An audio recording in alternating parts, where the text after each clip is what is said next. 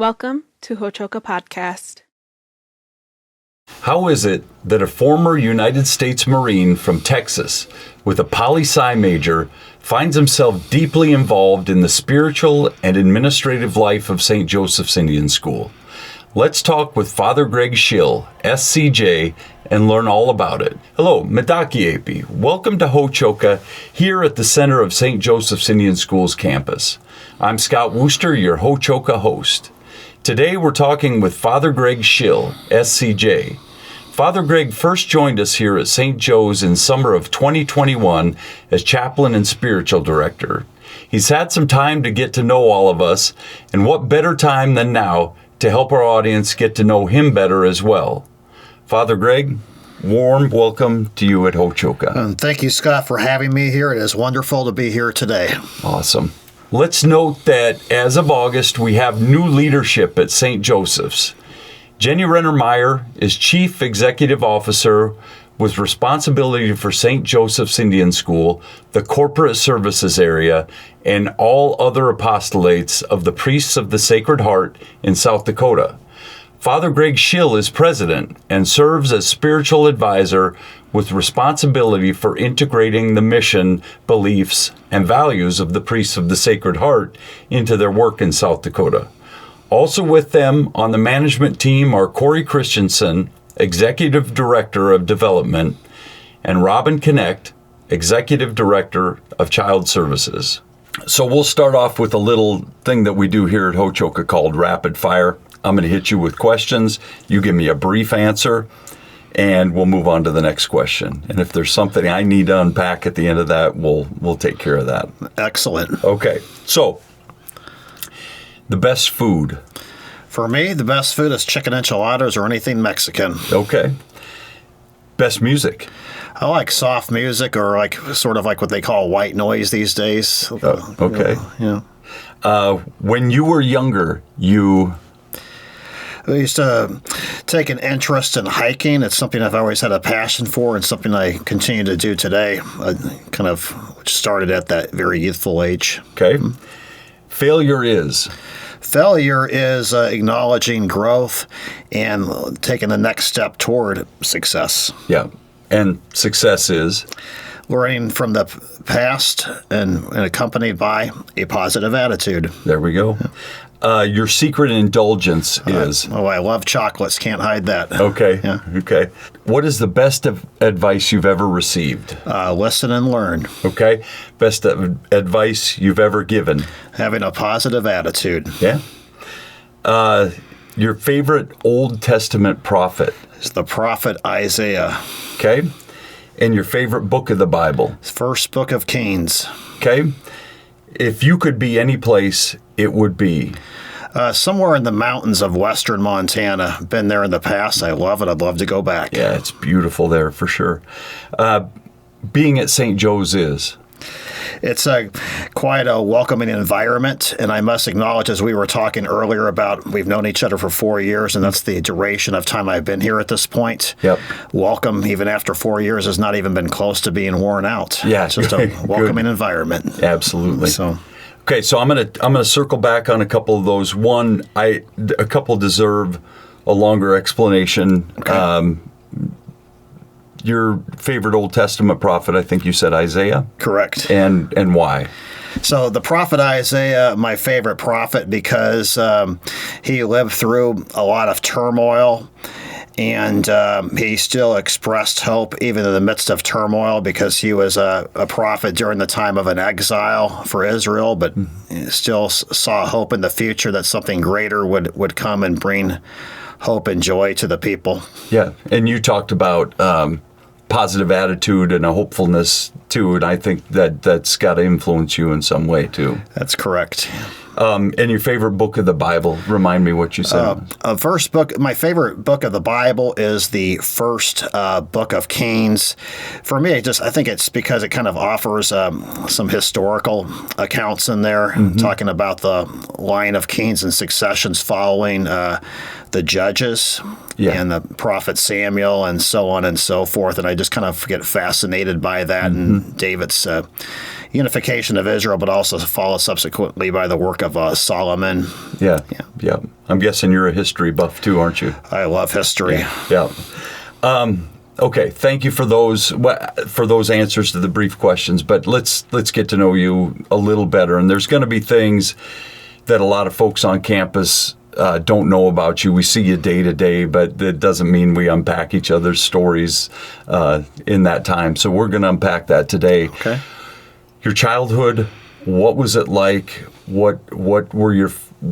How was it formative as you moved along to what you do today?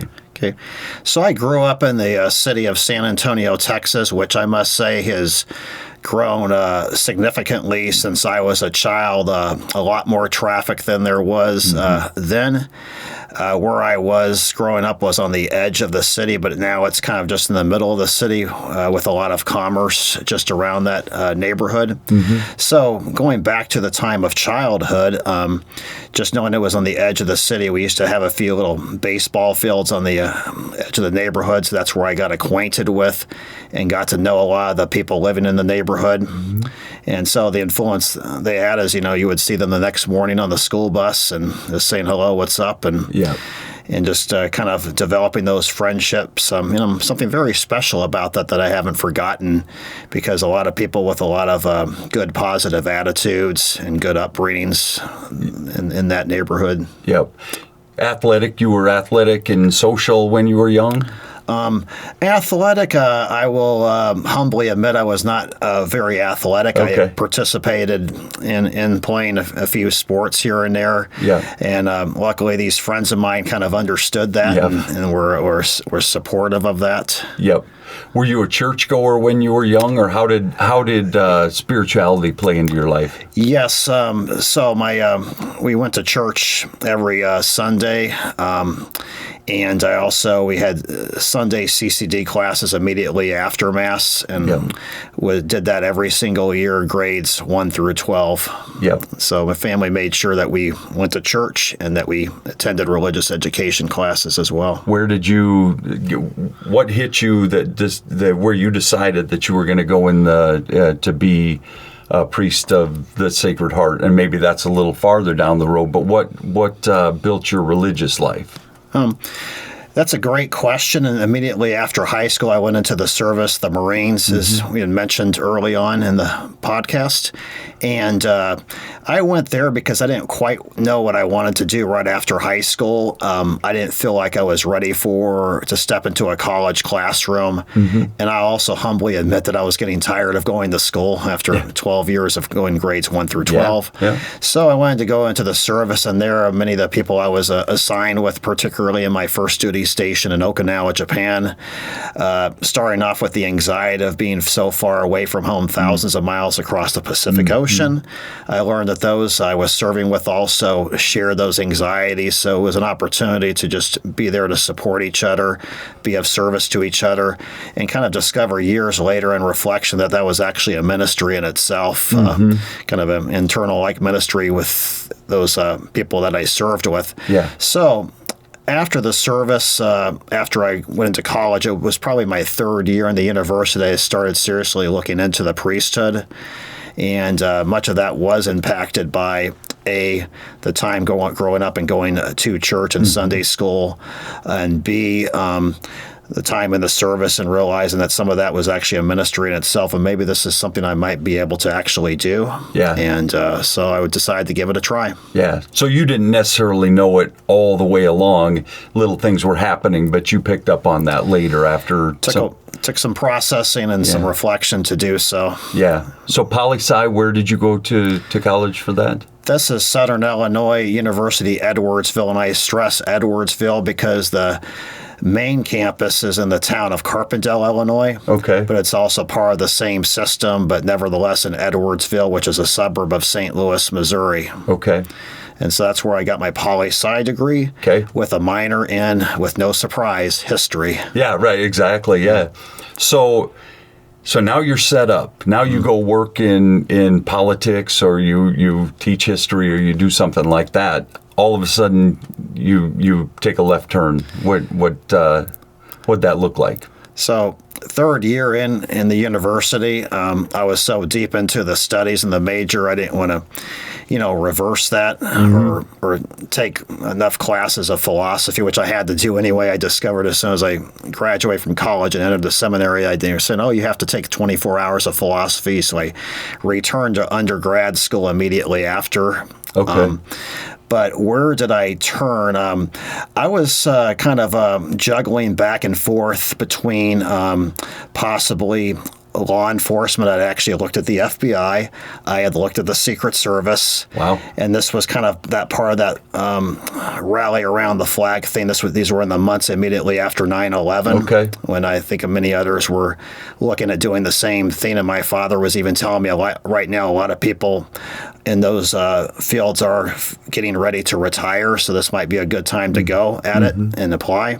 But then for some reason I said, I think there's more that I can do, and I don't have to necessarily do that to possibly impact others. Yeah. And so I decided to explore the possibility of religious life and priesthood.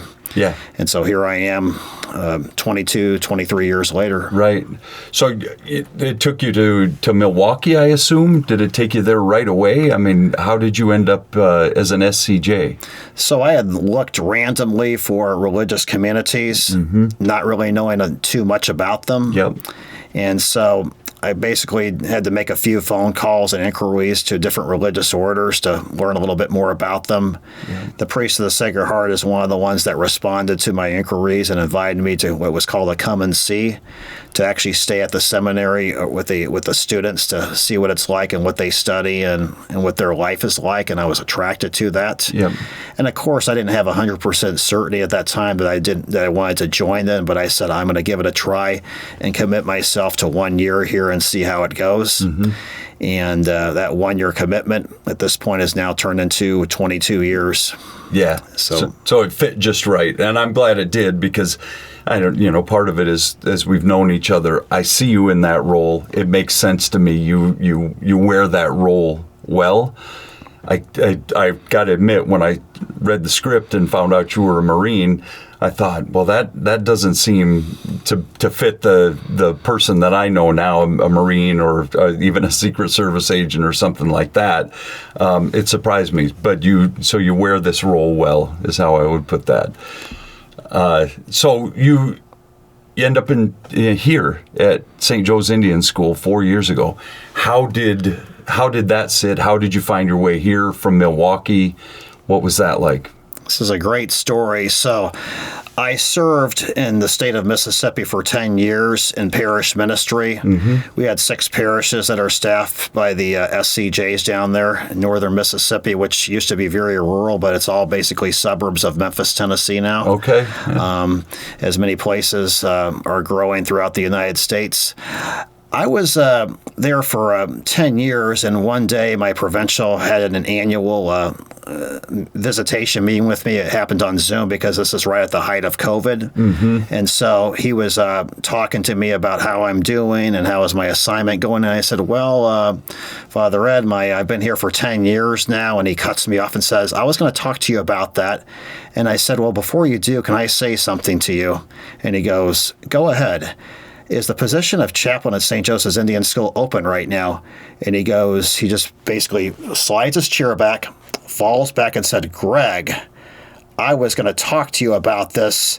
And if you really want to do this, you just made my day and my week and my life a lot easier if you're going to tell me yes. And I said, I had a feeling this position was open. Something just told me the night before. And this is a story I've told in the past, that only the night before I had this Zoom call, I had thought about St. Joseph's. It just all of a sudden entered my mind. So from 10 p.m. to probably 2 in the morning, I was doing research on St. Joseph's, looking at their Facebook, their social media. So I didn't get much sleep that night. Yeah. I was excited to talk about it. And so with a little sleep, I talked to my boss the next morning. And he said, well, this is going to be a easy fix, because he informed me that Father Anthony was retiring and we need a replacement. And thank you for saying yes to that. So wow. So that's how it happened. Serendipity. Yeah, that's great. So you end up, you didn't know anything about you must have heard of St. Joe's, had an idea of that, all of the schools, all of the SCJ programs are all kind of... So I made a visit here about 20 years ago. I stayed here for several days for a retreat for my novitiate year. Father Steve was my retreat director for this particular occasion. He had just started his first, or maybe it was his second year at St. Joseph's, and said there was something about it that looked attractive and that I would think of put in the back of my head for future years, possibly to come here. But I hadn't thought about it for several years while I was in Mississippi. But then all of a sudden in 2021, it came back to me and I was looking into it, and I said, I haven't been here in years. I bet it's changed probably a lot since I was here. But I want to give it a try and see what happens. So what do you think so far? You've been here 4 years. What's your assessment, the place, the people? Tell us about St. Joe's, your experience. Yeah. People here are very nice. That's an observation I've made, very welcoming. Welcome, still not worn out yet, even after 4 years. In fact, having more than 300 employees, it's the largest SCJ entity in the United States province, the second largest in the world. So it's quite a large size organization. With many departments. But I've enjoyed, working with the people, celebrating Mass, spending time with our students, either visiting the classroom, visiting a student home, or just, the other day I was out there playing football. And the students, they love to ask questions, and I'm grateful for that. They're always going to, be pretty straightforward, honest with you. For sure. For example, this just happened yesterday. I was walking with one of the students on the MMIR. And he talked about throwing a football. And he said, do you think I could throw a football, Father? He's about 9 years old. And I says, well, you'll get better as you get older. And I had just played a football, tossing the football with him the day before. And he goes, how come you haven't gotten better? So I said, well, thank you for being honest. So my answer simply was, well, there are some things we don't all, are going to be successful in, but there's other things that we are. So I was just giving him a little advice on that. Yeah. One thing that folks might not know of our audience, certainly, but one thing, as I've watched you in this position for 4 years, obviously you've got duties that you fulfill, but it's always, at St. Joe's, it's always about the relationships, whether it's with kids or whether it's with the adults. And you remember people's names, their stories, you really... and maybe this goes back to the old hood in San Antonio, but you're good at building relationships, getting to know people, and that sort of thing. It's been fun to watch, but I've watched you also flourish in one particular area. Your priest's home is up on the hill, and just down the hill from that is something pretty special and near and dear to your heart. Can you talk about that? I won't steal the lead from you. I'll let you say what it is. Thank you. So just down the hill from the SCJ residence is the Equine Therapy Center. The building was completed in 2023, so it's a very new complex. And it's used to put the horses in, especially during the cold and winter months, and also for the many classes that the students have and the opportunities they have to interact with the horses. But there was just something fascinating about the horses going to St. Joseph's in 2021. I entered here not knowing anything about horses.